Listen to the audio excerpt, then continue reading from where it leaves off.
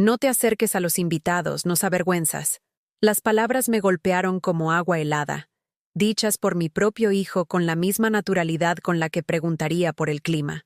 Estaba allí, con mi mejor vestido, el azul marino con florecitas que Juan siempre decía que resaltaba mis ojos, aferrada a un plato de galletas caseras que había pasado la mañana horneando con las manos hinchadas por la artritis.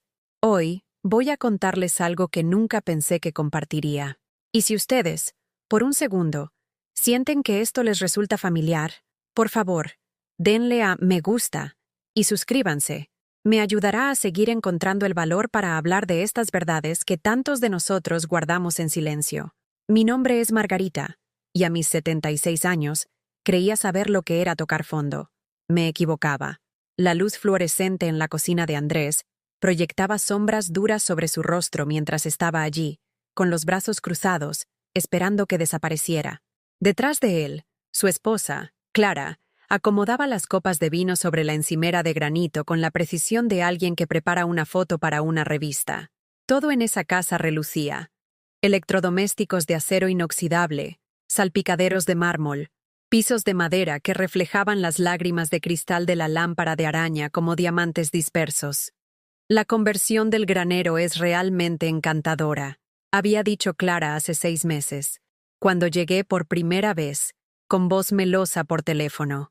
Tiene todo lo que necesitas, mamá.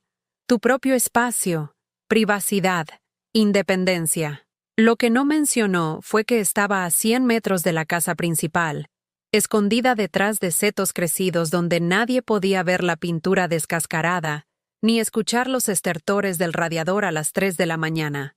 A lo que ella llamaba encantador, yo aprendí a llamarlo exilio. Lo había vendido todo para venir aquí. La casa en Guadalajara, donde Juan y yo criamos a Andrés, donde celebramos 43 Navidades, donde tomé la mano de mi esposo mientras el cáncer se lo llevaba poco a poco.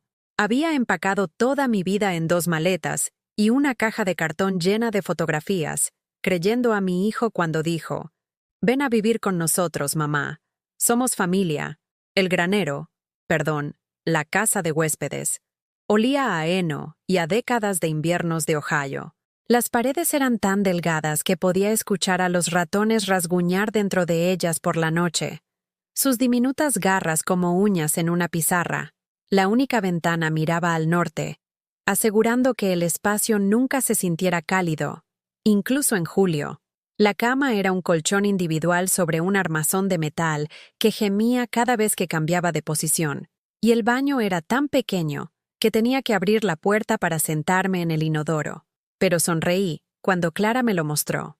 Les di las gracias. Desempaqué mis pocas pertenencias y acomodé la fotografía de Juan en el alféizar de la ventana, donde la luz de la tarde pudiera tocar su rostro durante unos preciosos minutos cada día. Porque eso es lo que hacen las madres. Hacemos lo mejor con lo que se nos da. Tragamos nuestra decepción y vestimos la gratitud como armadura, protegiendo a nuestros hijos del peso de nuestras necesidades. Vienen los Johnson esta noche, continuó Andrés, enderezando su corbata, una de seda que le había dado la Navidad pasada, y que probablemente costaba más que mi cheque mensual de jubilación. Clientes importantes. Esta fusión podría cambiarlo todo para nosotros. Clara asintió, pasando sus dedos bien cuidados por el borde de su mesa de comedor, buscando polvo que nunca se atrevería a posarse en su mundo prístino. Creemos que es mejor que nos des un poco de espacio esta noche. Ya sabes. Entendí perfectamente. Entendí que era una vergüenza. Entendí que mi cardigan desgastado y mis zapatos de andar por casa no combinaban con su estética cuidadosamente curada.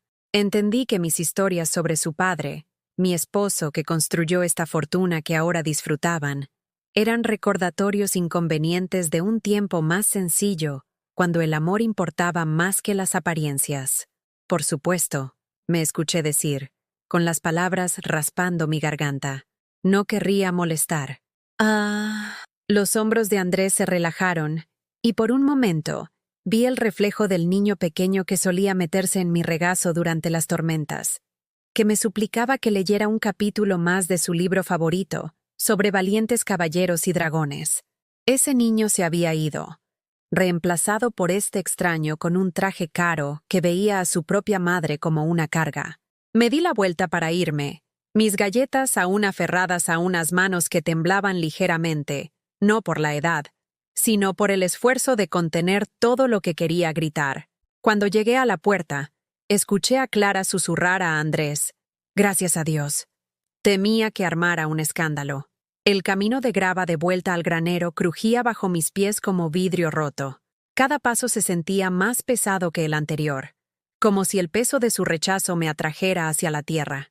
La casa principal brillaba detrás de mí, con una cálida luz amarilla que se derramaba por cada ventana, mientras que delante de mí se alzaba el oscuro contorno de mi exilio. Dentro de mi encantador alojamiento, puse las galletas en la mesa improvisada, una bandeja de televisión que había encontrado en su garaje, y las miré fijamente, de avena con pasas, las favoritas de Juan. Las había hecho de memoria, la receta transmitida de mi propia madre, mezclada con el mismo amor que había alimentado a mi familia durante décadas.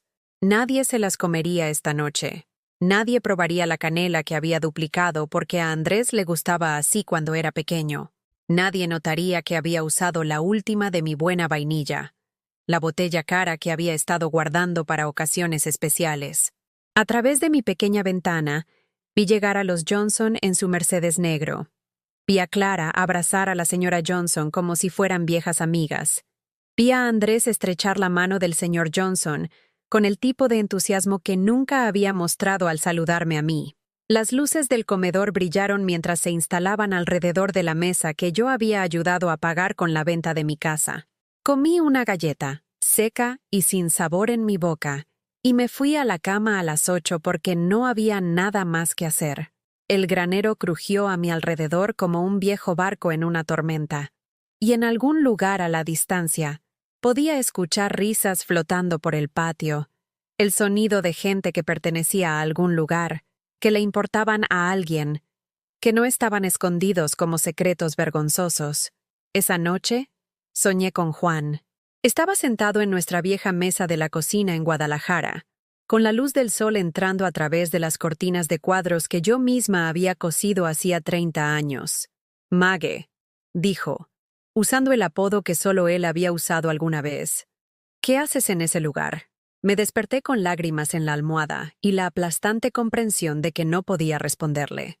A la mañana siguiente, me desperté con el sonido de los camiones de la basura rugiendo por la calle Madero, sus gemidos hidráulicos cortando la oscuridad previa al amanecer como gritos mecánicos.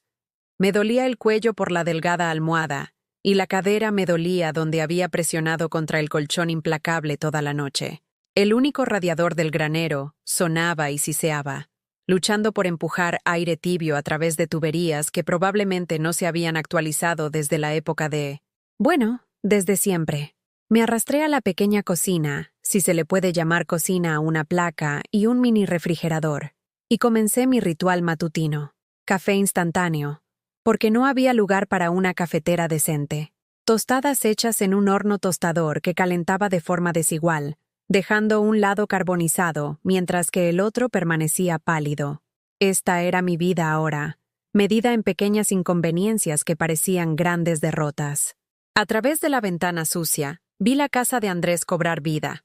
Las luces se encendían en secuencia. Dormitorio principal, baño, cocina.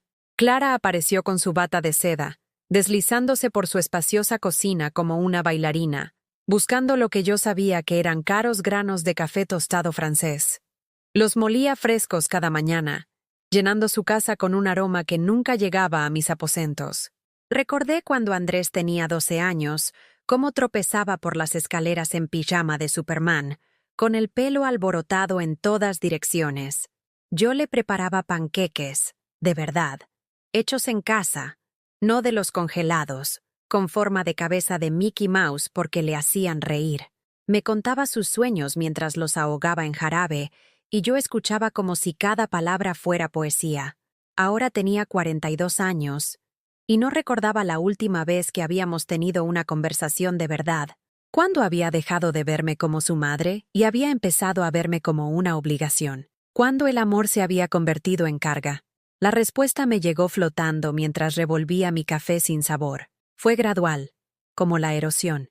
Empezó cuando Juan se enfermó. Andrés tenía 28 años entonces, recién salido de su programa de MBA, ahogado en préstamos estudiantiles y en el tipo de deuda ambiciosa que viene con creer que te mereces la buena vida inmediatamente. Acababa de comprar su primera casa, no esta mansión, sino una modesta de 3 habitaciones en los suburbios que estiraba su presupuesto hasta el punto de ruptura. Cuando llegó el diagnóstico de Juan, cáncer de pulmón en etapa 3, a pesar de nunca haber fumado en su vida, Andrés había sido comprensivo. Verbalmente, «Lo que necesites, mamá, somos familia». Pero cuando las facturas empezaron a acumularse, cuando los tratamientos de Juan se comieron nuestro seguro y empezaron a devorar nuestros ahorros, el apoyo de Andrés se mantuvo obstinadamente verbal. «Ojalá pudiera ayudar más», decía, ajustándose su reloj nuevo o enderezando su corbata de diseño. «Pero ya sabes cómo están las cosas ahora. La hipoteca, los préstamos estudiantiles de Clara, los gastos de la boda que todavía estamos pagando. Así que hipotequé nuestra casa 2 veces. Liquidé el fondo de jubilación de Juan, pagando penalizaciones que me revolvían el estómago. Trabajé turnos dobles en la tienda departamental donde había trabajado durante 15 años, parada sobre pisos de concreto hasta que se me hincharon los pies y mis venas varicosas gritaron piedad. Nunca le pedí dinero directamente a Andrés, pero mencioné, casualmente, que estábamos pasando apuros, que el tratamiento experimental podría ayudar pero no estaba cubierto, que Juan estaba perdiendo peso porque los medicamentos le daban náuseas y las bebidas especiales de nutrición que el médico recomendaba costaban $80 la caja. Andrés asentía con simpatía. «Es duro, mamá. Muy duro». Luego cambiaba el tema a su ascenso, a su coche nuevo, a las vacaciones que estaban planeando en Cabo. Cuando Juan murió, Andrés lloró en el funeral. Lágrimas de verdad. Me tomó de la mano durante el servicio y pronunció un hermoso elogio sobre lo maravilloso padre que había sido Juan. Después, en la recepción, le oí decir a sus colegas: «Mi padre era mi héroe. Me enseñó todo sobre la integridad y el trabajo duro». Lo que no mencionó fue que su héroe había muerto en la ruina, arruinado por las facturas médicas mientras su hijo acumulaba muebles de diseño y vacaciones de lujo. Pero ese fue solo el comienzo de mi educación en generosidad unilateral. 2 años después de la muerte de Juan, Andrés llamó con noticias emocionantes. Estaba iniciando su propia consultoría. «Es mi sueño, mamá. Papá estaría muy orgulloso, pero necesito algo de capital inicial». La cifra que mencionó hizo que mi cheque de pensión pareciera calderilla. $50,000. «No es un regalo», me aseguró. «Es una inversión. Lo recuperarás con intereses. Esto va a cambiarlo todo para nuestra familia». Dije que sí antes de que terminara de explicar su plan de negocios. ¿Qué madre no querría ayudar a su hijo a lograr sus sueños? Liquidé lo que quedaba de nuestros ahorros, dinero que planeaba usar para mi propio futuro, y se lo entregué con una sonrisa.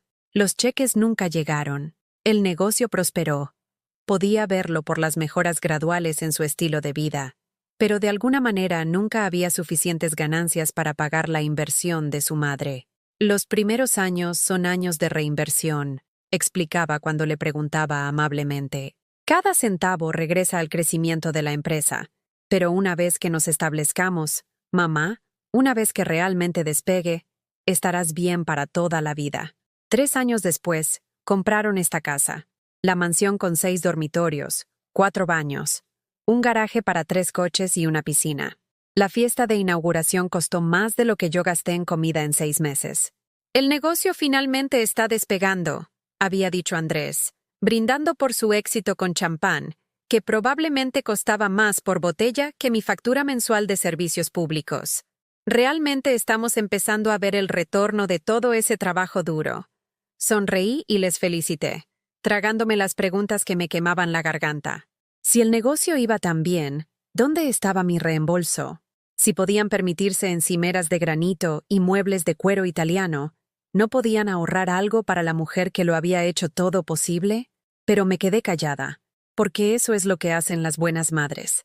Celebramos el éxito de nuestros hijos incluso cuando se construye sobre nuestro sacrificio. Sonreímos cuando nos olvidan, perdonamos cuando se aprovechan y seguimos amando incluso cuando el amor se convierte en una calle de un solo sentido. El patrón se repitió a lo largo de los años. Cuando necesitaron el enganche para el coche nuevo de Clara, «Es realmente por seguridad, mamá. Su coche viejo no era fiable». Recurrí a lo que quedaba de mi fondo de emergencia. Cuando su horno se averió la semana anterior a Navidad, «No podemos permitir que las tuberías se congelen, mamá.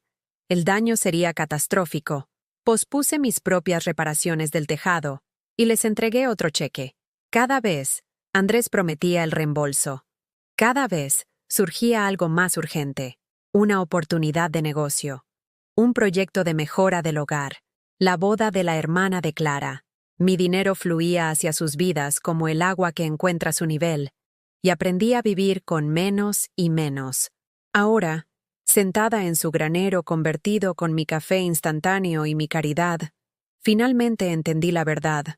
No había estado ayudando a mi hijo a lograr sus sueños.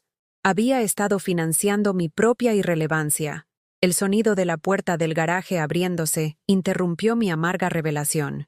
El BMW de Andrés, el que le había ayudado a financiar hace 3 años cuando su problema temporal de flujo de caja amenazó con dañar su historial crediticio, salió de la entrada.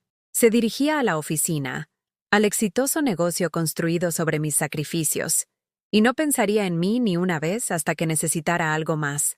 Clara apareció en la ventana de su cocina, ya vestida para su clase de yoga matutina. Había dejado su trabajo hace 2 años, alegando que necesitaba concentrarse en el bienestar y el cuidado personal.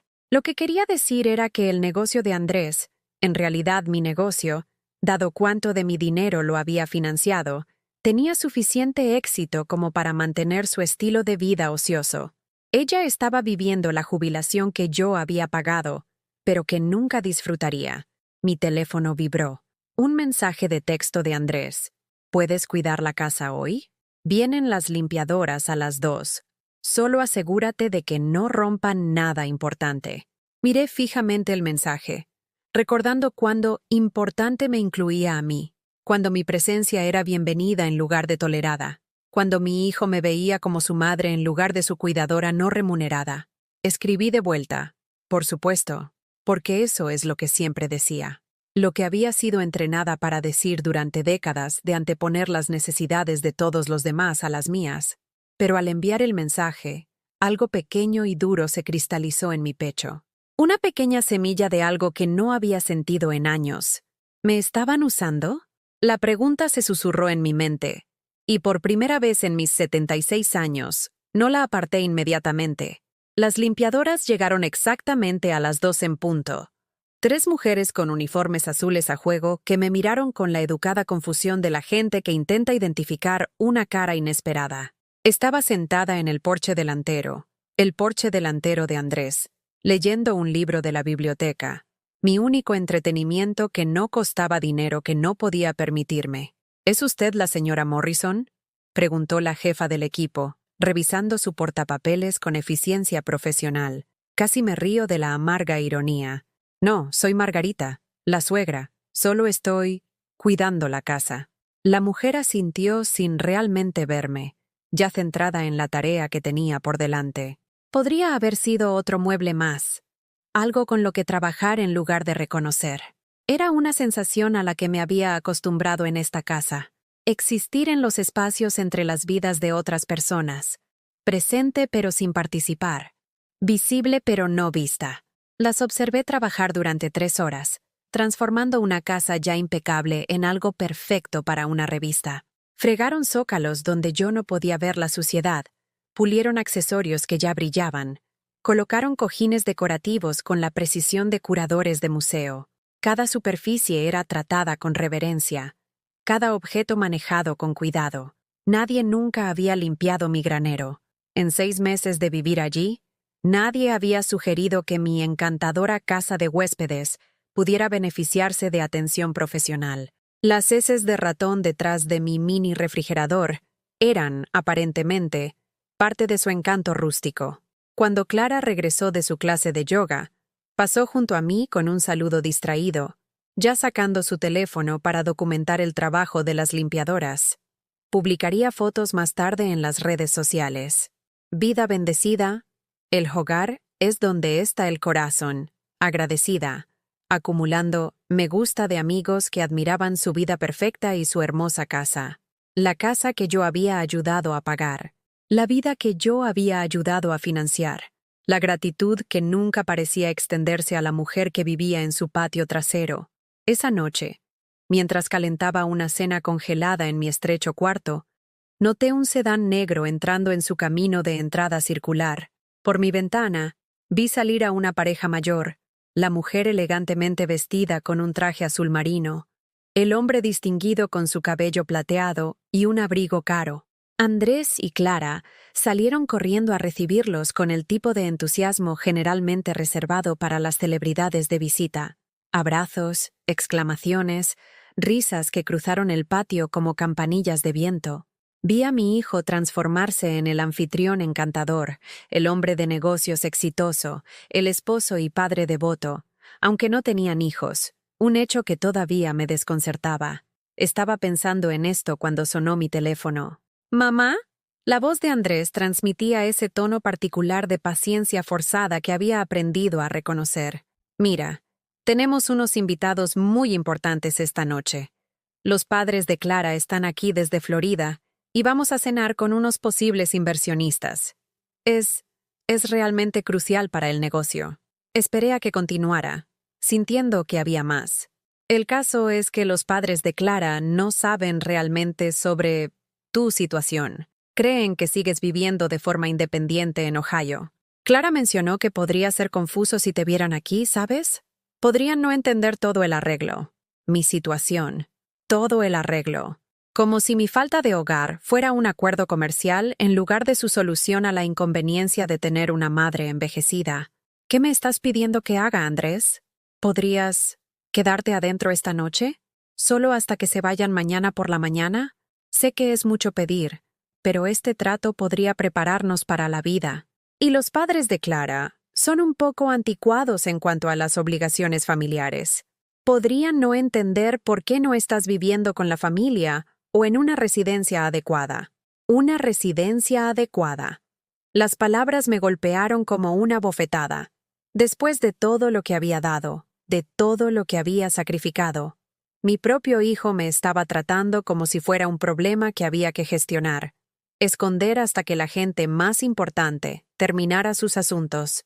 Me quedaré adentro, me escuché decir, porque la alternativa, explicar que en realidad no tenía a dónde ir, era demasiado humillante para expresar. Gracias, mamá. Realmente lo aprecio. Te lo compensaré. Te lo prometo. Otra promesa. Otra letra de cambio de un hombre cuyas deudas conmigo hacía mucho tiempo que habían dejado de ser contabilizadas. Colgué y cerré las cortinas, sellándome efectivamente en mi exilio. A través de las delgadas paredes, pude escuchar el inicio de su cena, portazos, voces elevadas en saludo, el estallido de los corchos de vino y el tintineo de copas caras. Comí mi comida precalentada en la oscuridad, sin querer que ni siquiera el resplandor de mi única lámpara traicionara mi presencia a las personas importantes que se suponía que no sabían que existía. Pero alrededor de las 9, la curiosidad superó la vergüenza. Me acerqué sigilosamente a mi ventana y miré a través de una rendija en las cortinas, observando la escena que se desarrollaba en su comedor brillantemente iluminado, como si estuviera observando una obra de teatro desde los asientos más baratos. Los padres de Clara eran todo lo que había esperado. Refinados, sofisticados, el tipo de personas que habían criado a una hija para que se casara bien y viviera cómodamente. Estaban sentados a la cabecera de la mesa de caoba de Andrés, presidiendo una comida que estaba segura había sido proporcionada por algún restaurante caro. Pero fue la otra pareja la que llamó mi atención. Más jóvenes que yo, pero no por mucho. Tenían el porte confiado de las personas acostumbradas a ser cortejadas, halagadas, convencidas de desprenderse de su dinero. El hombre gesticulaba con amplitud mientras hablaba, y todos los demás se inclinaban para captar sus palabras como si estuviera compartiendo secretos de Estado. Estaba tan concentrada en tratar de leer los labios e interpretar los gestos que casi me lo pierdo. Casi.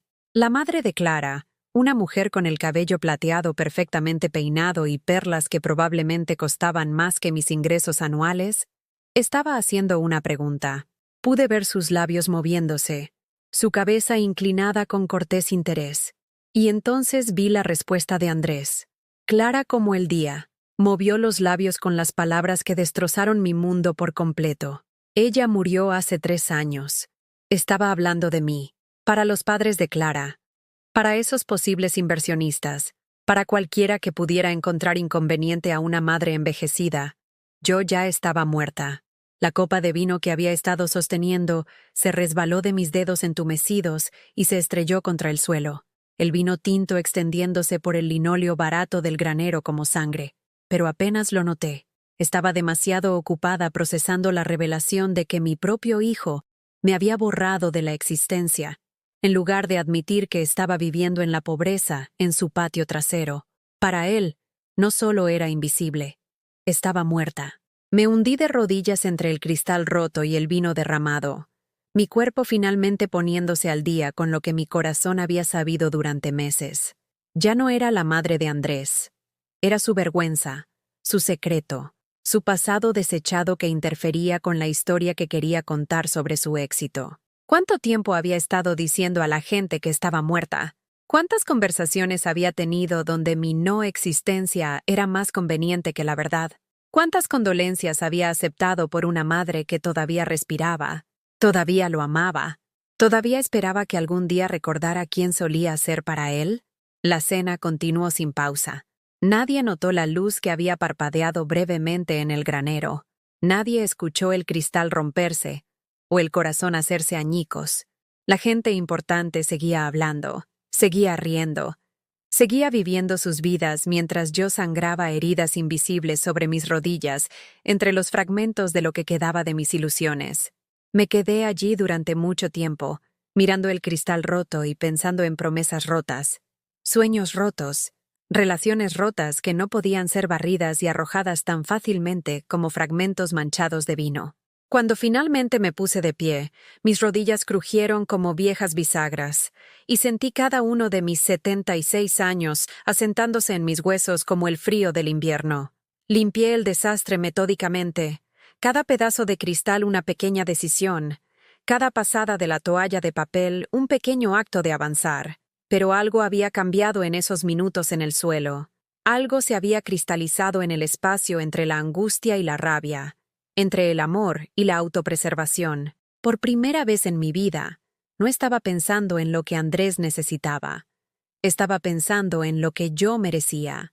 Y lo que merecía no era ser escondida como un secreto vergonzoso, mientras extraños brindaban por el éxito de mi hijo con dinero que alguna vez había sido mío. Merecía algo mejor que estar muerta para el mundo mientras todavía respiraba. Merecía dejar de ser un fantasma en mi propia vida. La pregunta que había susurrado en mi mente esa mañana ahora rugía con la fuerza de la certeza absoluta. Me habían usado, completamente, sistemáticamente, sin piedad ni gratitud. Y mañana iba a hacer algo al respecto. No dormí esa noche. En cambio, me senté en mi pequeña mesa con la vieja calculadora de Juan, la que tenía la pantalla agrietada que todavía funcionaba si presionabas los botones de la manera correcta, e hice algo que debería haber hecho hace años. Sumé todo. Cada préstamo que nunca fue reembolsado, cada emergencia que de alguna manera se había convertido en mi responsabilidad, cada inversión en los sueños de Andrés que había producido ganancias para todos, excepto para la inversionista. Los números me miraron fijamente desde las páginas de un blog de notas amarillo, una prueba matemática de mi propia destrucción sistemática. $237,000. Eso es lo que le había dado a mi hijo a lo largo de los años, sin incluir las innumerables cantidades más pequeñas. El dinero para la compra de comestibles cuando estaban entre cheques, los pagos de servicios públicos cuando su flujo de caja era ajustado, las facturas de tarjetas de crédito que misteriosamente había heredado cuando consolidaron su deuda, $237,000, más de lo que la mayoría de la gente gana en 5 años. Suficiente para comprar una casa pequeña, financiar una jubilación cómoda o simplemente vivir con dignidad, en lugar de comer comidas precalentadas en un granero convertido. Cuando finalmente salió el sol, pintando el cielo del color de los moretones viejos, estaba lista. A las 8:30, justo cuando Andrés estaría tomando su primera taza de café artesanal, caminé por el jardín hasta la casa principal. Mis pasos se sentían diferentes de alguna manera, más pesados, más decididos. No estaba escabulléndome, ni disculpándome, ni tratando de hacerme invisible. Estaba caminando como si tuviera derecho a estar allí, porque lo tenía. Había comprado ese derecho con intereses. Encontré a Andrés en su oficina en casa, la que tenía ventanas con vista al jardín que no se me permitía disfrutar. Estaba en una videollamada, gesticulando con entusiasmo a la pantalla de su portátil mientras vestía una camisa que probablemente costaba más que mi pensión mensual. Toqué una vez y entré sin esperar permiso. Andrés levantó la vista, sobresaltado. Luego se disculpó rápidamente con quien estuviera en la pantalla. Lo siento, amigos. Emergencia familiar. ¿Podemos retomar esto en una hora? Cerró la computadora portátil y se volvió hacia mí con esa sonrisa practicada, la que había perfeccionado para manejar a clientes difíciles y, aparentemente, a madres difíciles. Mamá, ¿qué pasa? Te ves intensa. Te escuché anoche, dije, sentándome en la silla de cuero frente a su escritorio sin ser invitada. A través de la ventana, le dijiste a los padres de Clara que estaba muerta. La sangre se le fue de la cara tan rápido que pensé que se desmayaría. Mamá, ¿puedo explicar? ¿Puedes? ¿Puedes explicar cómo una mujer viva se convierte en muerta por la conveniencia de una cena? Balbuceó en busca de palabras, con las manos revoloteando como pájaros nerviosos. Es complicado. Los padres de Clara tienen puntos de vista muy tradicionales sobre la familia. No entenderían por qué no estás en un asilo de ancianos o en una residencia asistida. Pensarían que estamos siendo irresponsables. Irresponsables. Dejé que la palabra flotara en el aire entre nosotros. ¿Cómo dejar que tu madre viva en un granero mientras le dices a la gente que está muerta? No es un granero, mamá. Es un... Andrés. Mi voz cortó sus excusas como la vieja sierra de Juan cortaba tablas de pino. He sumado todo lo que te he dado a lo largo de los años, $237,000. Su boca se abrió y se cerró sin sonido. Eso sin contar las cantidades más pequeñas. Los cientos aquí y allá que dejé de rastrear porque me dije a mí misma que solo estaba ayudando a la familia. Pero se suma, ¿no? Todo siempre se suma eventualmente. Mamá, esas eran inversiones. ¿En qué? ¿En tu capacidad para mentir a los inversionistas? ¿En tu talento para esconder a tu propia madre como un secreto sucio? Me incliné hacia adelante. Y por primera vez en años, Andrés se echó hacia atrás. Quiero que me lo devuelvas. ¿Qué? Mi dinero. Quiero que me lo devuelvas. Todo. Con intereses. Andrés se rió, pero sonó más como un ladrido. Mamá, así no es como funciona. Esos fueron regalos. Préstamos entre familiares. No puedes simplemente... ¿No puedo? Me puse de pie. Y de repente la oficina se sintió más pequeña, como si mi presencia se estuviera expandiendo para llenar espacios que nunca me había atrevido a ocupar antes. Mírame. Fue entonces cuando Clara apareció en la puerta, atraída por el sonido de las voces elevadas. Estaba vestida para su clase de pilates matutina, con ropa deportiva pastel y cabello cuidadosamente despeinado. ¿Qué está pasando aquí? Pude escuchar gritos desde la cocina. Tu suegra quiere que le devolvamos el dinero que le dimos hace años, dijo Andrés, con la voz tensa por el pánico que nunca antes le había escuchado. Cree que eran préstamos. Las cejas perfectamente delineadas de Clara se juntaron en una confusión que parecía casi genuina. Pero, Margarita, dijiste que eran regalos. Para ayudarnos a empezar. La familia ayuda a la familia. Familia, repetí, saboreando la palabra como leche agria. ¿Es así como llamas a esconderme de tus padres? ¿Cómo llamas a hacerme vivir en un granero mientras les dices a los inversionistas que estoy muerta? El rostro de Clara cambió por varias expresiones. Sorpresa, vergüenza, cálculo. ¿Estabas escuchando? Eso es. Eso es una violación de la privacidad, Margarita. La audacia me robó el aliento por un momento. Estaba violando su privacidad al existir al alcance de sus mentiras sobre mi existencia. Quiero que me devuelvan mi dinero, repetí, porque a veces la verdad es lo suficientemente simple como para caber en una frase. Todo. Al final del mes, Andrés y Clara intercambiaron una mirada que decía mucho. Pánico, conspiración, la comunicación silenciosa de personas que habían practicado el engaño, juntas el tiempo suficiente como para convertirlo en un arte. Mamá, sé razonable, dijo Andrés, cambiando a su voz de negociación, la que probablemente usaba con clientes difíciles. Eso no es realista. El negocio tiene gastos, gastos generales. No podemos simplemente liquidar. Entonces vende algo. Gesticulé por la oficina, señalando los muebles y obras de arte caros que decoraban sus vidas. Vende el bote que compraste el verano pasado. Vende el coche de Clara. Vende esta casa. ¿Esta casa? La voz de Clara se volvió chillona. Esta es nuestra casa, construida con mi dinero. Eso no es justo. Clara entró por completo en la habitación ahora, su compostura desmoronándose como papel de seda mojado. Te hemos cuidado.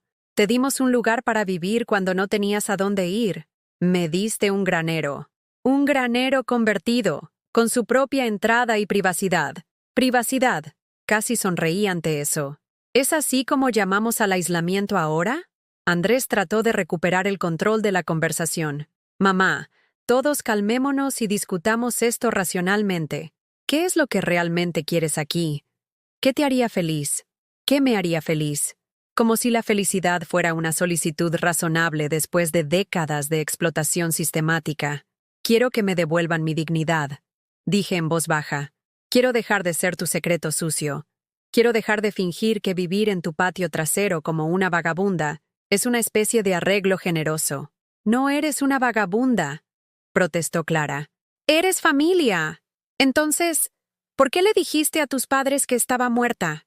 El silencio cayó sobre la habitación como una pesada cobija. Afuera, una podadora se puso en marcha en algún lugar del vecindario. El sonido de personas normales manteniendo vidas normales mientras la mía implosionaba en tiempo real. Finalmente, Andrés habló. Vamos a encontrar una solución. Danos algo de tiempo para liquidar algunos activos, hablar con nuestro asesor financiero. Un mes, interrumpí. Quiero un cheque por $250,000, con intereses, para el 15 del próximo mes. ¿250? La voz de Andrés se quebró. Mamá, eso no es razonable. Tampoco lo es decirle a la gente que estoy muerta mientras vivo en tu granero. Caminé hacia la puerta. Luego hice una pausa. Y me uniré a ustedes para cenar esta noche. Todos. Como una familia. Mamá, no podemos. Sí pueden y lo harán, porque no estoy muerta, Andrés. A pesar de lo que le digas a la gente, estoy muy viva. Y es hora de que todos se reencuentren con ese hecho. Los dejé allí, mirándose el uno al otro a través de los escombros de sus cómodas mentiras. Mientras caminaba de regreso al granero, pude escuchar sus voces aumentando de nuevo. Susurros frenéticos, planificación desesperada, el sonido de personas que se daban cuenta de que su víctima finalmente había aprendido a contraatacar. Por primera vez en meses, de verdad esperaba con ansias la cena, porque esta noche, el fantasma de Margarita Morrison iba a reincorporarse al mundo de los vivos, les gustara o no a sus familiares. Y a juzgar por las voces de pánico que aún resonaban desde la oficina de Andrés, definitivamente no les gustaba. Pero por una vez en mi vida, lo que a ellos les gustaba no importaba más que lo que yo necesitaba, y lo que necesitaba era dejar de estar muerta mientras aún respiraba. Esa tarde hice algo que no había hecho en 6 meses. Salí de la propiedad sin pedir permiso. Caminé hasta el final de su largo camino de entrada, más allá de los setos cuidados y las puertas de hierro decorativas, y seguí caminando. Mis piernas se sentían temblorosas al principio, no por debilidad, sino por la sensación desconocida de moverme por el mundo sin disculparme por mi existencia. El banco más cercano estaba a solo 8 cuadras de distancia, aunque bien podría haber sido 8 millas por lo extraño que me resultaba el viaje.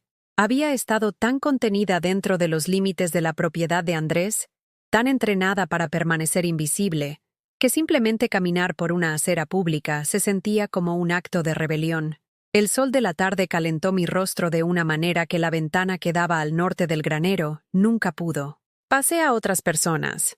Una madre empujando un cochecito, un anciano paseando a su terrier, adolescentes en patinetas, y por primera vez en meses, hice contacto visual. Asentí. Sonreí. Existí en el mundo en lugar de esconderme de él. En el Banco Nacional de México, pedí hablar con alguien sobre mis cuentas. La representante de servicio al cliente, una mujer joven llamada Jessica, con ojos amables y modales gentiles, mostró mi información en la pantalla de su computadora. Señora Morrison, veo que tiene una cuenta de cheques y una de ahorros con nosotros. ¿En qué puedo ayudarla hoy? Necesito entender algo. Dije, con la voz más firme de lo que esperaba. A lo largo de los años, he escrito bastantes cheques grandes a mi hijo. ¿Hay algún registro de lo que sumaron? Los dedos de Jessica hicieron clic en su teclado. Puedo generar un informe de todos los cheques por encima de cierta cantidad. ¿En qué periodo de tiempo estamos buscando? Los últimos 10 años. Trabajó en silencio durante varios minutos mientras yo estaba sentada en la incómoda silla y trataba de ignorar la voz en mi cabeza que seguía insistiendo en que estaba siendo tonta, irrazonable, vengativa. Esa voz sonaba notablemente como la de Andrés. «Aquí está», dijo Jessica, girando su monitor hacia mí. «Cheques a nombre de Andrés Morrison por más de $10,000, con una antigüedad de 10 años. Los números en la pantalla me oprimieron el pecho. Fue incluso peor que mis cálculos de medianoche. Cuando se sumaban los cheques de caja por los préstamos comerciales, las transferencias bancarias para la compra de su casa, los pagos de emergencia que en su momento habían parecido tan urgentes, el total ascendía a casi $300,000. ¿Le gustaría que lo imprimiera?, preguntó Jessica amablemente. Sí, por favor. Me entregó el informe, y lo miré como si fuera evidencia arqueológica de mi propia destrucción sistemática. Cada entrada contaba una historia. Los gastos de la boda de Andrés, los costos de inicio de su negocio, los pagos iniciales de su hipoteca, sus consolidaciones de deuda. Una década de mi vida financiera fluyendo en una dirección, hacia un hijo que nunca había enviado un solo dólar de vuelta. Señora Morrison, la voz de Jessica era cautelosa, profesional. ¿Está todo bien? Levanté la vista hacia esta joven, que probablemente tendría la edad de mi nieta si las hubiera tenido, que me trataba con más cortesía y respeto de lo que había recibido de mi propia familia en meses. Creo que necesito hacer algunos cambios en mis cuentas, dije. ¿Qué tipo de cambios? Quiero eliminar a mi hijo como beneficiario, y quiero establecer transferencias automáticas para no poder acceder a grandes cantidades rápidamente. ¿Puede hacer eso? Jessica asintió. A eso lo llamamos controles de ahorro. A muchas personas les resultan útiles para administrar sus finanzas.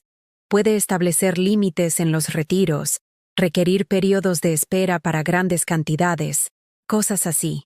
Mientras me explicaba las opciones, sentí que algo se aflojaba en mi pecho. Por primera vez en años, estaba tomando decisiones sobre mi propio dinero sin considerar cómo podrían afectar el flujo de efectivo de Andrés o el nivel de comodidad de Clara. También me gustaría cambiar mi dirección, dije, para mis estados de cuenta y correspondencia. Por supuesto. ¿Cuál es la nueva dirección? Dudé. Todavía no tenía una. ¿Podría retener el correo temporalmente? Estoy en transición. Los ojos de Jessica transmitieron comprensión sin juzgar. Absolutamente. Podemos retener su correo hasta por 60 días mientras usted soluciona las cosas. Cuando salí del banco, tenía una carpeta llena de documentos que parecían una armadura contra futuras manipulaciones. Protecciones de cuentas, cambios de beneficiarios, un registro claro de cuánto de mi vida había renunciado en nombre del amor materno. Mi siguiente parada estaba a 3 cuadras de distancia. Thompson & Asociados, abogados. Los había buscado en la guía telefónica esa mañana, elegidos porque su anuncio mencionaba la ley para personas mayores y la planificación patrimonial. La recepcionista, Una mujer de mi edad con cabello plateado y arrugas de risa me saludó calurosamente. ¿Puedo ayudarla? Necesito hablar con alguien sobre mi testamento. Y posiblemente sobre abuso financiero. Las palabras sonaban extrañas en mi boca.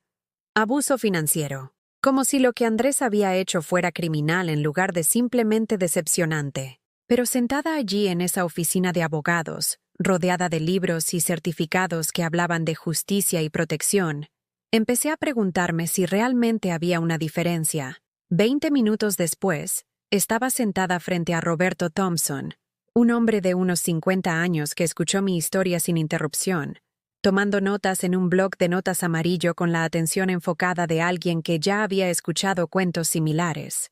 Señora Morrison, dijo cuando terminé, lo que está describiendo es, lamentablemente, más común de lo que podría pensar. Hijos adultos que ven a sus padres mayores como cajeros automáticos en lugar de personas. La ley proporciona algunas protecciones, pero primero, permítame preguntarle, ¿qué resultado espera obtener? Quiero recuperar mi independencia, dije. Quiero dejar de ser el plan de jubilación de alguien, y quiero asegurarme de que, si algo me sucede, mi dinero vaya a algún lugar útil, en lugar de financiar sus próximas vacaciones. El señor Thompson asintió. Podemos ayudarla con eso. Un nuevo testamento, documentos de poder notarial que la protejan, tal vez incluso explorar si algunas de estas transacciones califiquen para su recuperación bajo los estatutos de abuso de ancianos. ¿Recuperación? Si alguien se ha aprovechado de la confianza de una persona mayor para obtener dinero o propiedad, a veces existen recursos legales. No siempre es fácil de probar.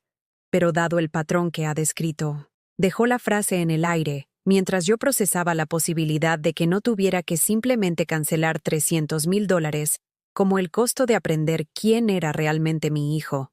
¿Qué implicaría eso? Documentación, registros bancarios, que ya ha empezado a reunir, evidencia de las promesas que se hicieron y se rompieron, testimonios sobre sus condiciones de vida y cómo ha sido tratada. La idea de testificar contra Andrés, de hacer público nuestro drama familiar, me revolvió el estómago. Pero entonces recordé la cena de anoche. Recordé que me dijeran que me escondiera mientras mi hijo informaba a extraños que estaba muerta. ¿Cuánto tiempo tomaría algo así? Meses, posiblemente años. Y no hay garantía de éxito. Pero, señora Morrison, incluso si nunca presentamos una demanda, tener la documentación adecuada puede ser una poderosa influencia para las negociaciones. Pensé en la cara de pánico de Andrés esta mañana, en las protestas estridentes de Clara, en lo rápido que se había derrumbado su confianza cuando finalmente me había revelado. Comencemos con el Nuevo Testamento, dije. Y la documentación. Podemos decidir sobre el resto más adelante. Cuando salí de la oficina de abogados, el sol se estaba poniendo, pintando el cielo con tonos de naranja y rosa que me recordaban tiempos mejores. Tenía citas programadas, documentos para firmar, un plan que se extendía más allá de la confrontación de mañana. Por primera vez en meses, tenía un lugar al que ir que no era el granero. Caminé de regreso lentamente, sin prisa por volver a mi exilio. En el camino, me detuve en un pequeño café que había pasado antes, el tipo de lugar con sillas desiguales y obras de arte locales en las paredes. Pedí café, café de verdad, no instantáneo, y un trozo de pastel de manzana que me recordaba los que solía hornear para Andrés cuando era pequeño.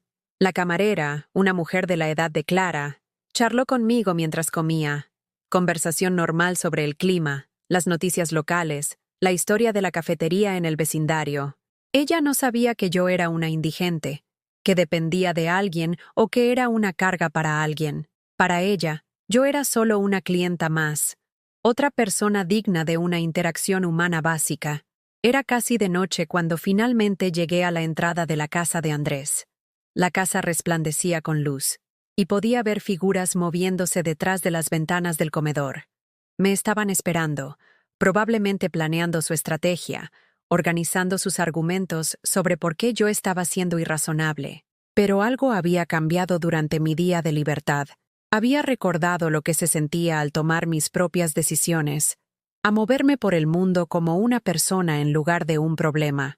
Había vuelto a probar la independencia, y era más dulce que cualquier pastel. Al acercarme al granero, vi a Andrés de pie junto a mi puerta, mirando su reloj con el gesto impaciente de alguien que había estado esperando más de lo que esperaba. «Mamá, ¿dónde has estado? Nos hemos preocupado mucho». La mentira le vino tan fácilmente que casi me la creí. Casi. Tenía diligencias que hacer, dije, abriendo mi puerta con manos que no temblaban. Asuntos bancarios, asuntos legales, el tipo de cosas que la gente hace cuando está planeando su futuro. ¿Asuntos legales? La preocupación en su voz era real ahora, diferente a su preocupación practicada.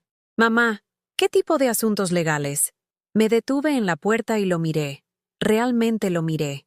Este hombre que una vez fue mi bebé, mi niño pequeño, mi mayor orgullo y mi amor más profundo. ¿Cuándo se había convertido en este extraño que me veía como un activo que debía ser gestionado en lugar de una persona a la que había que querer? El tipo de cosas que pasan cuando alguien decide dejar de estar muerta mientras todavía está respirando, dije. Luego entré y cerré la puerta, dejándolo parado en la oscuridad que se avecinaba con nada más que su miedo como compañía. Mañana llegaría la cena que había exigido, la confrontación que había estado evitando durante meses. Pero esta noche, por primera vez desde que llegué a la casa de Andrés, no tenía miedo de lo que vendría, porque los fantasmas no tienen cuentas bancarias, ni abogados, ni el poder de cambiar sus testamentos. Y ya no era un fantasma. Elegí mi atuendo con cuidado esa noche.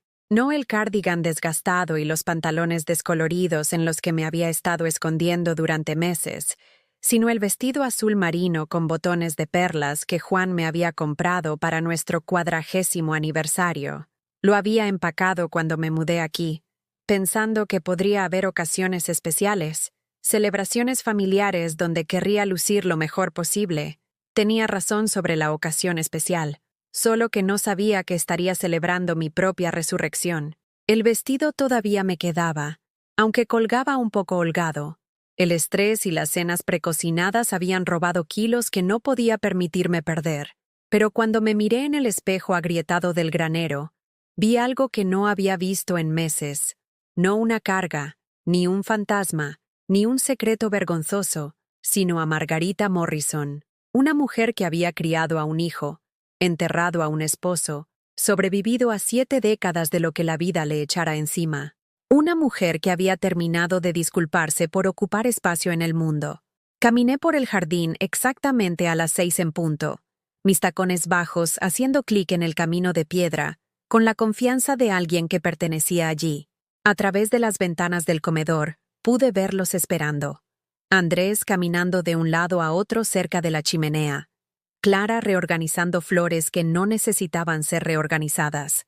Ambos con las expresiones tensas de personas preparándose para la batalla. No toqué. Esta también era mi casa, comprada con mi dinero, mantenida con mis contribuciones. Entré por la puerta principal como si fuera la dueña del lugar, porque, en un sentido muy real, lo era. «Mamá». La voz de Andrés era demasiado brillante, artificialmente alegre. «¿Te ves bien? ¿Verdad que se ve bien, cariño?» Clara se giró de la mesa del comedor, su sonrisa tan frágil como las hojas de otoño. «Hermosa, Margarita. Ese vestido es tan vintage. Vintage. Una forma educada de decir vieja, anticuada, irrelevante. Pero había aprendido a no inmutarme ante sus pequeñas crueldades. «Gracias», dije simplemente, tomando mi asiento en la mesa del comedor sin ser invitada. La silla del extremo más alejado, más lejos de ambos. El lugar reservado para los invitados no deseados y los parientes difíciles.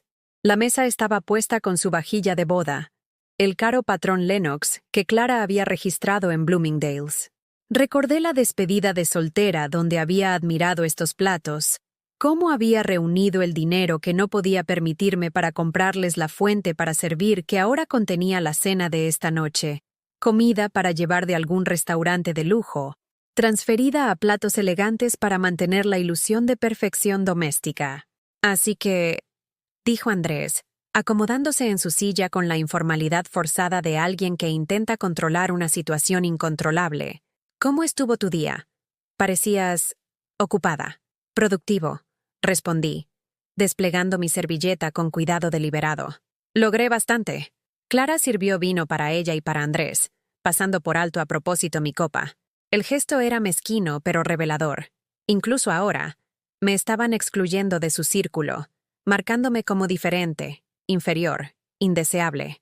Alcancé la botella y serví mi propio vino, una generosa copa de lo que estaba segura era un costoso cabernet.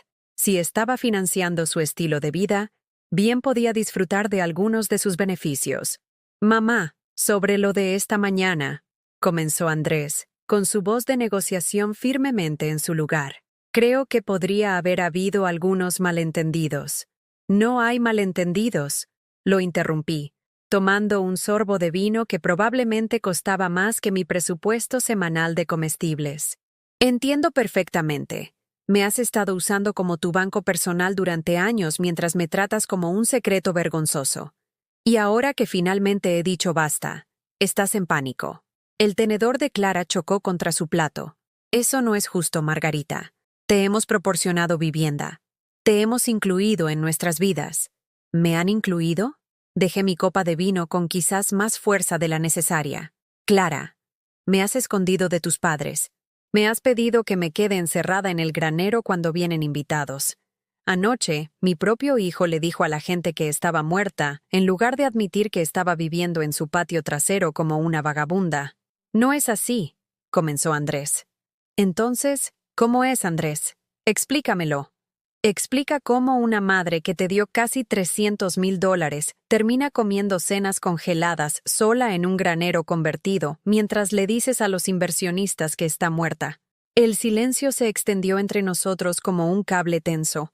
Afuera, podía escuchar el ladrido del perro del vecino, el sonido distante del tráfico, los sonidos normales de un mundo que seguía con sus asuntos, mientras nosotros estábamos sentados en nuestra burbuja de disfunción y negación. Finalmente, Clara habló, su voz cuidadosamente modulada.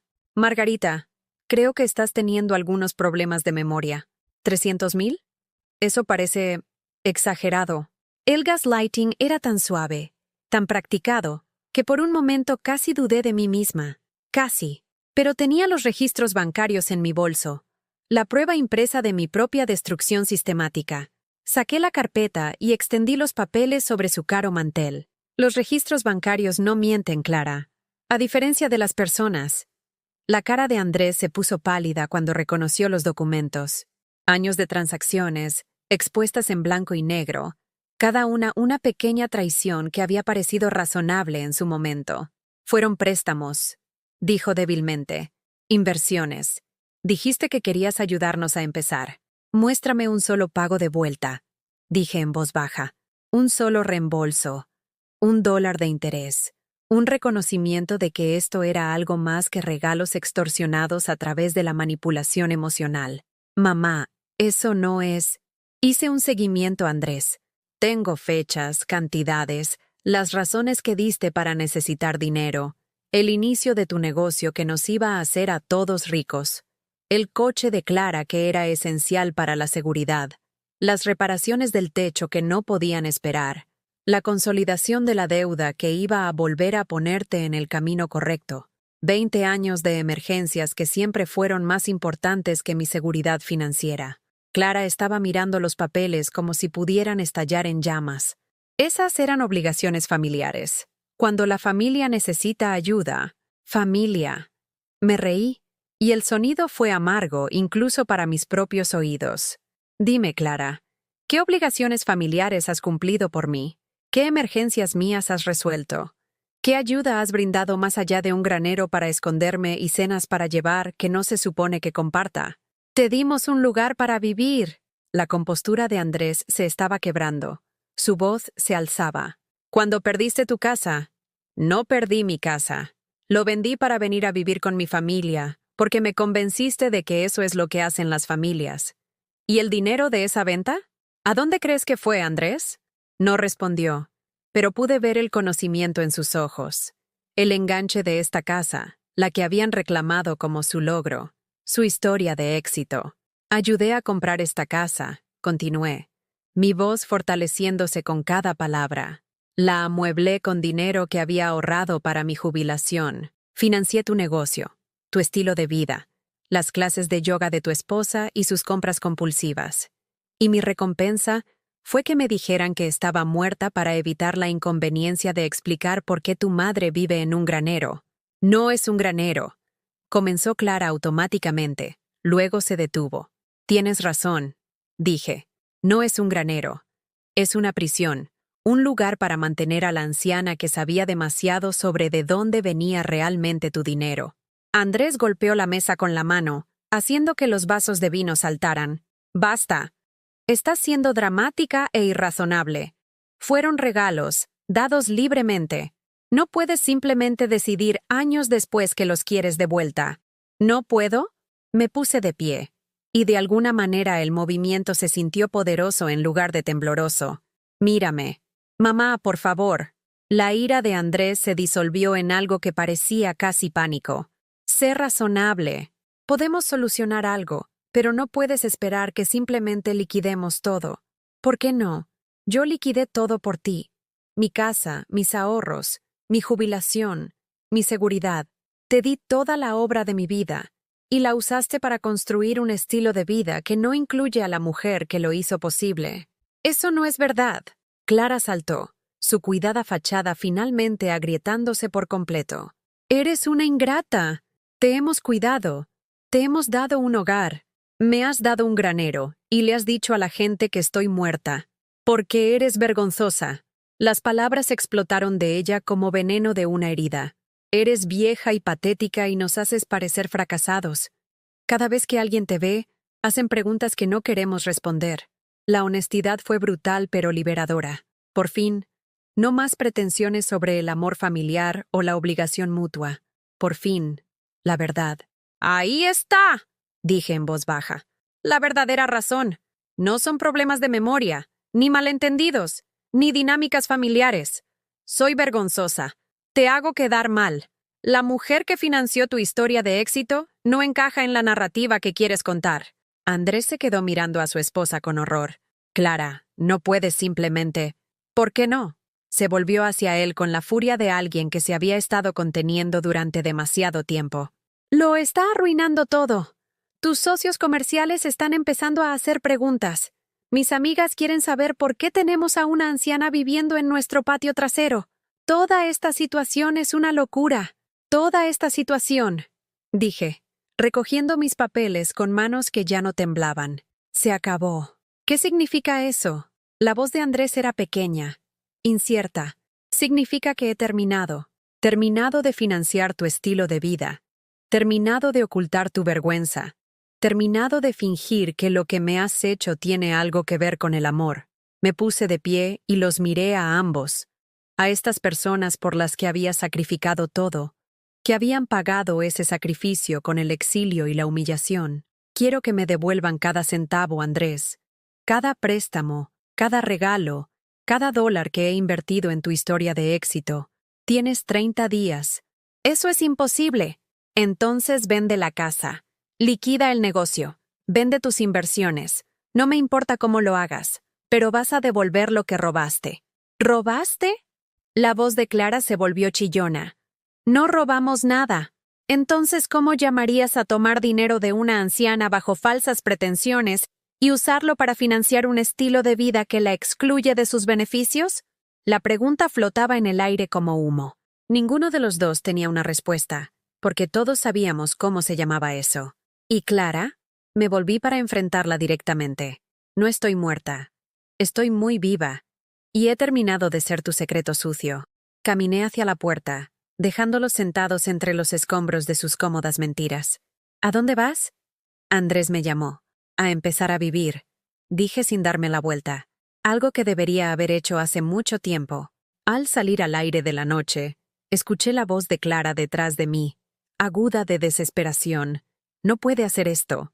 No puede simplemente destruir nuestras vidas. Pero sí podía. Y lo estaba haciendo. Porque a veces la única forma de dejar de estar muerto es enterrar a las personas que te mataron. 3 días después de la confrontación en la cena, me encontré de pie frente a un pequeño edificio de apartamentos en la calle Olmo, sosteniendo un juego de llaves que se sentían más pesadas de lo que tenían derecho a ser. El edificio no era nada elegante. Ladrillo rojo, probablemente construido en la década de 1950, con jardineras que alguien realmente cuidaba, y una puerta principal que había sido pintada de un amarillo alegre. Era perfecto. El inquilino anterior estuvo aquí durante 12 años, me dijo la propietaria, la señora Chen, durante la visita. Solo se mudó porque quería estar más cerca de sus nietos. Le encantaba este lugar. Un dormitorio, un baño, una cocina con espacio real en la encimera y una sala de estar con ventanas que daban al este. Luz de la mañana, algo que no había visto en meses.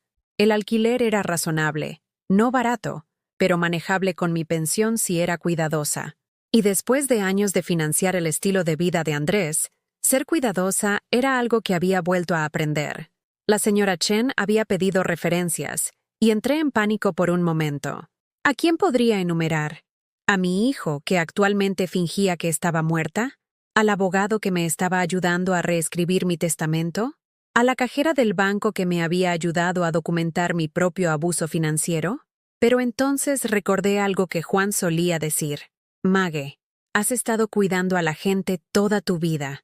Tal vez sea hora de que alguien te cuide a ti. Enumeré al señor Thompson, mi abogado, y a Jessica del banco. Referencias profesionales para una mujer que comenzaba de nuevo a los 76 años. Y de alguna manera, eso había sido suficiente. Ahora, de pie en mi propio espacio por primera vez en 6 meses, sentí algo que había olvidado que existía. Paz. El apartamento venía amueblado con lo básico. Un sofá que había visto días mejores, pero estaba limpio y cómodo. Una mesa de comedor con solo una pata tambaleante. Una cama que no crujía cuando me sentaba en ella. El inquilino anterior había dejado cortinas, y alguien había colocado cuidadosamente una pequeña planta en el alféizar de la ventana, que de alguna manera todavía estaba viva a pesar de haber sido abandonada. La llamé Esperanza. Lo primero que hice fue preparar café. Café de verdad, de granos que había comprado en la tienda de comestibles de la calle, preparado en una cafetera que era mía para usar cuando quisiera. Me senté a mi mesa, en mi cocina, bebiendo mi café mientras veía salir el sol por mis ventanas. Nadie podía decirme que me escondiera. Nadie podía pretender que no existía. Nadie podía hacerme sentir vergüenza por ocupar espacio en el mundo. Por primera vez en meses, lloré lágrimas que no nacieron del dolor. Esa tarde, hice algo radical. Fui de compras para mí. No eran las necesidades tomadas apresuradamente de la farmacia mientras hacía recados para Andrés y Clara, sino compras reales de cosas que quería en lugar de necesitar. En la tienda departamental me encontré en la sección de mujeres, tocando telas que no había usado en años. ¿Cuándo había dejado de comprar ropa que me hiciera sentir atractiva? ¿Cuándo había empezado a vestirme como si intentara desaparecer? La vendedora, María, tenía más o menos mi edad y la clase de sonrisa que llegaba a sus ojos. ¿Busca algo especial? Estoy empezando de nuevo, dije, y las palabras sonaron extrañas pero maravillosas en mi boca. Necesito todo, supongo. Un guardarropa completamente nuevo para una vida completamente nueva. La sonrisa de María se ensanchó. Eso suena divertido. ¿Cuál es su estilo? ¿Qué la hace sentir como usted misma? ¿Cuándo fue la última vez que alguien me había preguntado qué quería? ¿Qué me hacía sentir como yo misma? Casi no supe cómo responder. Pero mientras María sacaba opciones de los estantes, un suave suéter de cachemira en verde salvia, pantalones que realmente me quedaban, un vestido del color de las hojas de otoño, recordé. Recordé a la mujer que había enseñado en la escuela dominical con estampados florales llamativos, que había usado lápiz labial rojo en las reuniones de la PTA, que había bailado con su esposo en las fiestas de aniversario. Me probé ropa mientras María esperaba pacientemente afuera del probador, ofreciendo opiniones honestas sobre el ajuste y el color. Cuando salí con el suéter verde y los pantalones bien ajustados, aplaudió con las manos.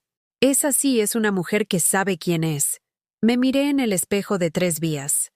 La mujer que me miraba tenía buena postura, ojos claros y ropa que sugería que se valoraba a sí misma. Parecía alguien que podría tener opiniones que valieran la pena escuchar, historias que valieran la pena contar, una vida que valiera la pena vivir. Parecía viva. Compré todo: el suéter, los pantalones, el vestido de otoño, un abrigo que me hacía sentir elegante en lugar de invisible. Compré ropa interior que me quedaba bien y zapatos que eran cómodos pero elegantes. Compré un bolso que no se estaba desmoronando y una cartera que no estaba sujeta con cinta adhesiva. El total me hizo hacer una mueca, pero entonces recordé. Tenía dinero. No el dinero de Andrés, no el dinero que estaba acumulando para la próxima emergencia familiar, sino mi propia pensión, mi propio seguro social, mis propios recursos para gastar en mi propia vida. ¿Qué concepto? Esa noche, llamé a alguien con quien no había hablado en más de un año. Dorothy Finch había sido mi amiga más cercana en Guadalajara, la mujer que se había sentado conmigo durante los tratamientos de quimioterapia de Juan, que me había ayudado a empacar cuando decidí mudarme a Chicago para estar más cerca de Andrés. El teléfono sonó 4 veces, y casi colgué. ¿Y si estaba enfadada por haber perdido el contacto? ¿Y si no quería saber nada de alguien que esencialmente había desaparecido de su vida? ¿Hola? ¿Dorothy? Soy Margarita. Margarita Morrison. Una pausa. Luego una risa de deleite. Maggie. Ay, Dios mío, ¿dónde te has metido? He estado muy preocupada. He llamado y llamado, pero tu teléfono estaba desconectado, y Andrés me dijo que te estabas estableciendo muy bien con ellos y que no querías que te molestaran las llamadas de tu antigua vida. Mi antigua vida. Como si los 40 años que habíamos sido amigas fueran algo que había superado, en lugar de algo que Andrés había decidido que era inconveniente. Dorothy, lo siento mucho. Las cosas han sido complicadas. ¿Complicadas cómo? ¿Estás bien? ¿Te oyes diferente?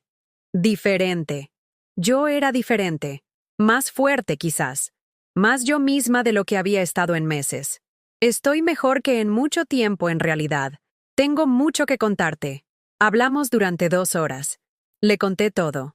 El granero, la explotación financiera, el hecho de que me escondieran de los invitados a la cena, el hecho de que me declararan muerta por la conveniencia de una cena. Dorothy escuchó con el tipo de indignación que solo una verdadera amiga puede reunir en tu nombre. Ese hijo tuyo necesita que le den una patada en el trasero, dijo finalmente. Y esa esposa suya. ¡Qué descaro tienen algunas personas!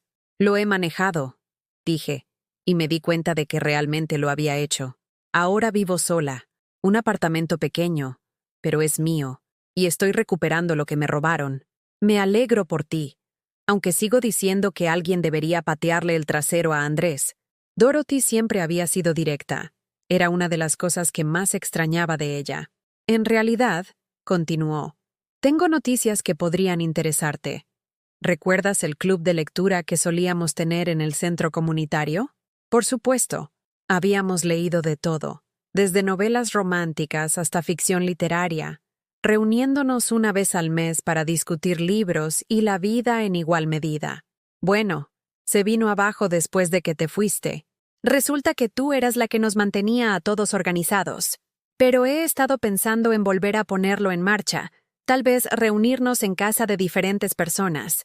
¿Te interesaría unirte a nosotros de forma remota? Las videollamadas están de moda ahora.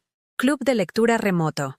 La tecnología conectándome con personas que realmente querían mi compañía, mis opiniones, mi presencia en sus vidas.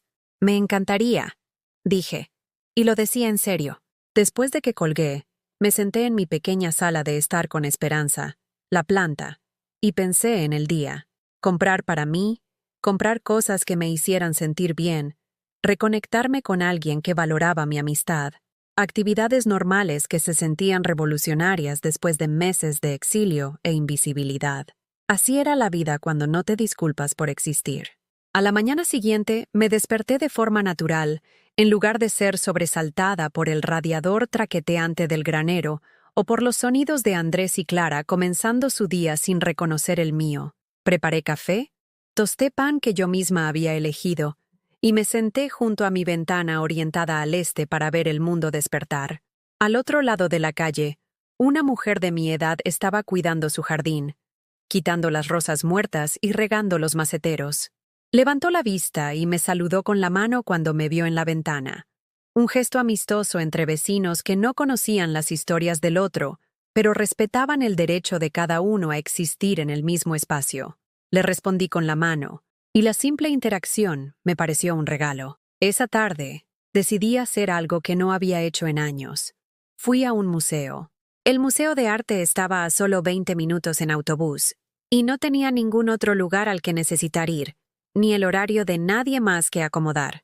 Deambulé por galerías llenas de pinturas que habían sobrevivido a sus creadores, esculturas que hablaban a través de los siglos, fotografías que capturaban momentos de belleza y verdad. Me senté durante mucho tiempo frente a una pintura en particular, una mujer sola en un jardín, con el rostro vuelto hacia la luz, con una expresión tranquila y contenida. El letrero decía que se titulaba Mujer en soledad, pero pensé que se parecía más a Mujer en libertad. Un anciano sentado en el banco a mi lado notó mi atención a la pintura. Hermosa, ¿verdad? Sí, dije. Ella parece contenta. Mi esposa siempre decía que estar solo y estar solo son dos cosas diferentes. ¿Esa mujer de allí? Está sola, pero no está solitaria. Se completa en sí misma. Completa en sí misma. Qué concepto tan extraño después de décadas de definirme a través de las necesidades de otras personas. Su esposa parece sabia, dije. Él sonrió. Lo era. La echo de menos todos los días, pero trato de recordar lo que me enseñó sobre encontrar la paz en tu propia compañía. Nos quedamos en un cómodo silencio después de eso, dos personas mayores contemplando el arte y la pérdida, y el extraño regalo de descubrir quién eres cuando todas las definiciones externas desaparecen. Cuando llegué a casa esa noche, había un mensaje en mi nuevo contestador automático. La voz de Andrés, tensa por el pánico apenas controlado. Mamá, necesitamos hablar. Toda esta situación se está saliendo de control. Llámame. Borré el mensaje sin devolver la llamada. En cambio, me preparé la cena. Una comida adecuada con verduras y proteínas y atención al sabor en lugar de solo a la subsistencia. Puse mi pequeña mesa con los platos que había elegido. Me serví una copa de vino que había comprado porque me gustaba la etiqueta, y comí mientras leía un libro que había recogido en la tienda de regalos del museo. Fuera de mi ventana, el mundo continuaba con sus asuntos. La gente paseaba perros, los niños jugaban en el pequeño parque al otro lado de la calle, las parejas paseaban de la mano a la luz de la noche. La vida normal, el tipo de vida en la que había olvidado que tenía derecho a participar. Mañana, llamaría al señor Thompson para verificar el progreso de mi Nuevo Testamento. Iría a la tienda de comestibles para comprar alimentos que realmente quería comer. Regaría a Esperanza y tal vez le compraría una planta compañera. Continuaría con el acto radical de vivir para mí misma. Y por primera vez en años, el futuro parecía algo que anticipar en lugar de soportar. 6 meses después, estaba cuidando mi jardín de ventana cuando sonó el teléfono. 3 plantas ahora compartían el alféizar con Esperanza, albahaca, menta y una pequeña orquídea que Dorothy me había enviado para mi cumpleaños. Mi cumpleaños que había celebrado con amigos del club de lectura, compartiendo pastel y risas en mi pequeño apartamento, que de alguna manera se sentía más espacioso de lo que la mansión de Andrés alguna vez había sido. El identificador de llamadas mostraba un número que no reconocía, pero la voz era terriblemente familiar. «¿Mamá? Soy Andrés». Casi colgué. Casi. Pero algo en su tono, no la manipulación practicada a la que me había acostumbrado, sino algo crudo y desesperado, me hizo dudar. «Hola, Andrés. Estoy llamando desde un teléfono público. Clara cambió todos nuestros números. Me dejó, mamá. Se llevó la mitad de todo y pidió el divorcio. Dijo que vivir con la situación de la madre loca estaba destruyendo su salud mental. La situación de la madre loca, incluso en su momento de crisis, todavía me definía como un problema en lugar de una persona. Lamento oír eso», dije, y me sorprendí a mí misma al decirlo en serio. No lo sentía por él, necesariamente, sino por el desperdicio de todo. El matrimonio construido sobre la pretensión, la familia destruida por la codicia, los años que todos habíamos perdido por las mentiras y la manipulación. La casa está en ejecución hipotecaria. El negocio está fracasando. Limpió nuestras cuentas conjuntas antes de irse. Su voz se quebró ligeramente. Mamá, sé que lo arruiné. Sé que te traté terriblemente. Pero no tengo a nadie más a quien llamar. Ahí estaba. La confesión envuelta en otra petición. Incluso ahora, incluso después de todo, llamaba porque necesitaba algo. No porque se hubiera dado cuenta de que valía la pena pedir perdón por mi bien. ¿Qué quieres, Andrés? Quiero arreglar las cosas. Quiero pagarte. Pero necesito ayuda para volver a ponerme de pie primero. Tal vez podríamos elaborar un plan de pagos. Me reí. En realidad me reí. Un sonido que pareció sorprender a ambos. Andrés, ¿te escuchas a ti mismo? Le estás pidiendo a la mujer que declaraste muerta que te ayude a financiar tu recuperación de las consecuencias de robarle los ahorros de toda su vida. Nunca robé. Tomaste mi dinero bajo falsas pretensiones. Usaste mi amor por ti como palanca para vaciar mis cuentas. Me escondiste como un secreto vergonzoso y le dijiste a la gente que estaba muerta en lugar de admitir que te estabas aprovechando de una anciana. Mi voz era tranquila, objetiva. La ira se había ido, reemplazada por algo mucho más poderoso. La claridad. Lo sé, pero mamá, si pudieras... No.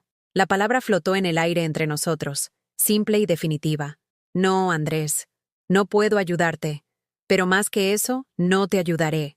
No porque esté enfadada, aunque lo estuve durante mucho tiempo, sino porque ayudarte sería ayudarte a seguir evitando las consecuencias de tus decisiones. Pero soy tu hijo. Lo eres. Y porque eres mi hijo, porque te amo a pesar de todo lo que has hecho. No voy a permitir que sigas destruyéndote a ti mismo y a todos los que te rodean. Silencio al otro lado. Entonces, ¿así que eso es todo? ¿Simplemente me vas a dejar perderlo todo? Andrés, ya lo perdiste todo. Perdiste el respeto de tu madre, la confianza de tu esposa, tu propia integridad, la casa, el negocio y el dinero. Esos solo fueron accesorios. La verdadera pérdida ocurrió hace años. La primera vez que elegiste verme como un cajero automático en lugar de una persona que te amaba. Pude oírlo llorando ahora. Sonidos suaves que me llevaron a su infancia, a las rodillas raspadas y a los juguetes rotos y a todos los dolores que yo había besado. Una parte de mí quería consolarlo, intervenir y arreglarlo todo como siempre había hecho. Pero la mayor parte de mí, la parte que había aprendido a valorar mi propia valía, sabía que algunas lecciones solo podían aprenderse de la manera difícil. Tengo que irme, dije suavemente. Espero que soluciones las cosas, Andrés. De verdad. Pero no voy a financiar tu viaje de regreso al respeto por ti mismo. Eso es algo que tendrás que ganarte por tu cuenta. Colgué antes de que pudiera responder, antes de que su desesperación pudiera erosionar mi determinación. Fuera de mi ventana, el sol de la tarde lo estaba pintando todo de oro, y tenía planes para cenar con Dorothy, que estaba de visita desde Guadalajara. Por primera vez en 20 años, la crisis de mi hijo no iba a convertirse en mi emergencia. Esa noche, Dorothy y yo nos sentamos en mi restaurante favorito, un pequeño lugar italiano donde el dueño sabía mi nombre y siempre preguntaba por mis plantas. Y le conté sobre la llamada de Andrés. ¿Cómo te sientes?, preguntó, enrollando pasta alrededor de su tenedor con la elegancia casual de alguien que nunca había tenido que comer comidas precocinadas de pie junto a una encimera de la cocina. Libre, dije, y me di cuenta de que era verdad. Por primera vez en mi vida adulta, me siento completamente libre.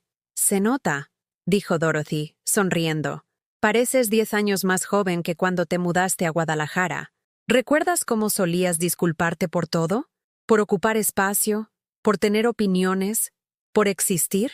Ahora mírate, devolviendo el vino que no es de tu agrado, entablando conversaciones con extraños, planeando ese viaje a Europa del que hemos estado hablando.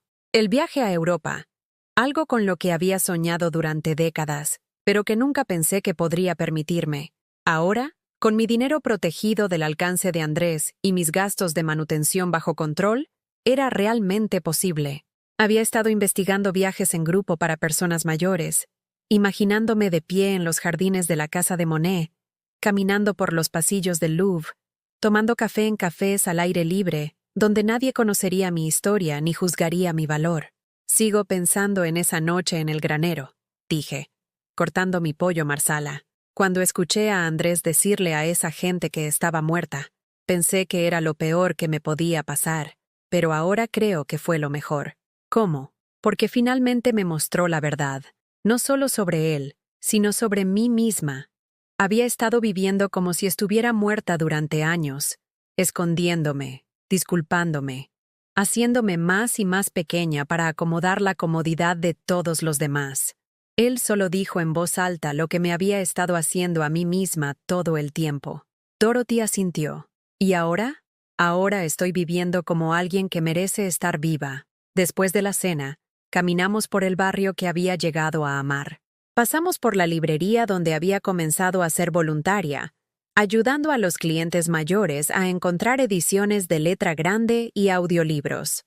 Pasamos por el centro comunitario donde me había unido a una clase de acuarela, descubriendo que tenía talento para pintar flores que había estado latente durante 50 años.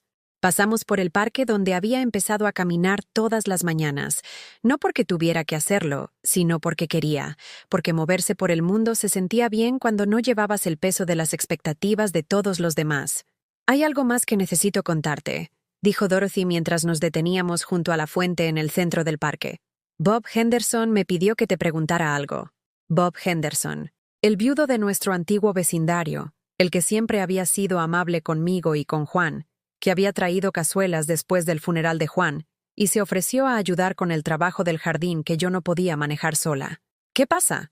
Quería saber si estarías interesada en cartearte, tal vez llamadas telefónicas, cartas. Dijo que siempre disfrutó hablando contigo, y ahora que ambas están disponibles, se preguntaba si te gustaría la compañía. Sentí que el calor subía a mis mejillas. Una respuesta que pensé que había superado hace décadas. Dorothy, tengo 76 años. ¿Y? Él tiene 78. La edad no te descalifica para la compañía, Maggie, ni para ser apreciada por alguien que reconoce tu valía. La idea era aterradora y estimulante en igual medida. ¿Citas a mi edad? ¿Permitir que alguien nuevo entrara en la vida que tanto me había costado reclamar? Pero luego pensé en la mujer en la que me había convertido durante estos meses. Alguien que se compraba flores, que hablaba en las discusiones del club de lectura, que había aprendido a decir que no sin disculparse. Esa mujer merecía ser apreciada. Esa mujer merecía compañía si la quería. Dile que sí, dije. Dile que sí, por favor. 3 semanas después, recibí un sobre con mi nombre escrito con cuidado. Dentro, una carta de Bob y una fotografía de él de pie en su jardín, rodeado de tomates y girasoles, sonriendo a la cámara con la genuina calidez que recordaba de nuestros días en el vecindario. Querida Margarita, comenzaba la carta, Dorothy me dice que ahora vives de forma independiente en Guadalajara y que te va maravillosamente. Siempre admiré tu fuerza, incluso cuando estabas pasando por momentos tan difíciles con la enfermedad de Juan. Espero que esto no sea demasiado atrevido, pero he pensado en ti a menudo a lo largo de los años y me preguntaba cómo te estabas manejando. Leí la carta 3 veces. Luego me senté a redactar mi respuesta. Le conté sobre mi apartamento, mis plantas, mi trabajo de voluntaria, mi redescubierto amor por la pintura. Le conté sobre el club de lectura y las visitas al museo, y el viaje a Europa que estaba planeando para el otoño. Le conté sobre la mujer en la que me había convertido cuando dejé de tratar de serlo todo para todos, y comencé a ser suficiente para mí misma. Comenzamos a cartearnos semanalmente, luego a llamarnos cada pocos días. Su voz se convirtió en una fuente de consuelo y alegría. Alguien que preguntaba por mi día porque estaba genuinamente interesado en la respuesta, que compartía historias de sus propias aventuras tranquilas y pequeños triunfos.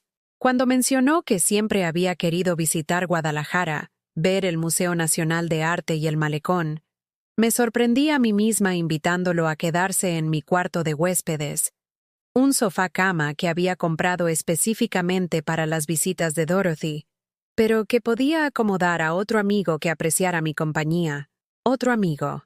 A los 76 años, todavía estaba haciendo nuevos amigos, todavía abriendo mi vida a nuevas posibilidades, todavía descubriendo partes de mí misma que nunca había tenido la libertad de explorar. La mañana en que Bob debía llegar, me paré frente al espejo de mi baño, aplicándome el lápiz labial que había elegido porque me hacía sentir vibrante en lugar de invisible. La mujer que me miraba no se parecía en nada al fantasma que se había escondido en el granero de Andrés. Esta mujer tenía opiniones, límites, planes que se extendían más allá de la supervivencia del mañana. Esta mujer había aprendido la diferencia entre ser necesaria y ser valorada, entre ser útil y ser amada. Sonó mi teléfono. La recepción anunciaba la llegada de Bob. Me alicé el vestido, agarré mi bolso y bajé las escaleras para encontrarme con él, con pasos rápidos de anticipación en lugar de pesados de temor. En el vestíbulo, lo vi antes de que él me viera. Todavía alto, todavía guapo a la manera de los hombres que habían vivido vidas plenas y no se avergonzaban de las líneas que lo demostraban. Cuando se volvió y sonrió, iluminando su rostro con genuino placer al verme, sentí algo que no había experimentado en años. Me sentí hermosa, no por cómo me veía, aunque había cuidado mi apariencia, sino por cómo me sentía cuando me veía a través de los ojos de alguien que apreciaba en lugar de tolerar mi existencia. «Margarita», dijo, cruzando el vestíbulo con los brazos extendidos, «te ves absolutamente maravillosa. Y tú, Bob, bienvenido a Guadalajara». Mientras salíamos a la luz del sol de la mañana, con su brazo entrelazado amistosamente con el mío, pensé en el viaje que me había traído hasta aquí. La traición que se había sentido como la muerte, pero que en realidad había sido un renacimiento. La pérdida que se había revelado como liberación. El final que se había convertido en un principio. ¿Alguna vez has llegado a un punto en el que tuviste que elegir entre ser quien otros esperaban que fueras y convertirte en quien siempre estuviste destinado a ser? Cuéntame en los comentarios. ¿Alguna vez has tenido que alejarte de personas que te veían como útil en lugar de valioso? Porque si mi historia resuena contigo, si te resulta familiar, entonces tal vez sea hora de tu propio viaje del granero a la vida que te mereces. Y si conoces a alguien que necesita escuchar este mensaje, por favor comparte este video. A veces, lo más poderoso que podemos hacer es mostrarle a alguien más que nunca es demasiado tarde para dejar de estar muerto mientras todavía estamos respirando. Dale a me gusta a este video si te habló al corazón y suscríbete para que podamos seguir compartiendo historias que importan, porque cada persona merece vivir como si valiera el espacio que ocupa en este mundo. Cada persona, incluyéndote a ti.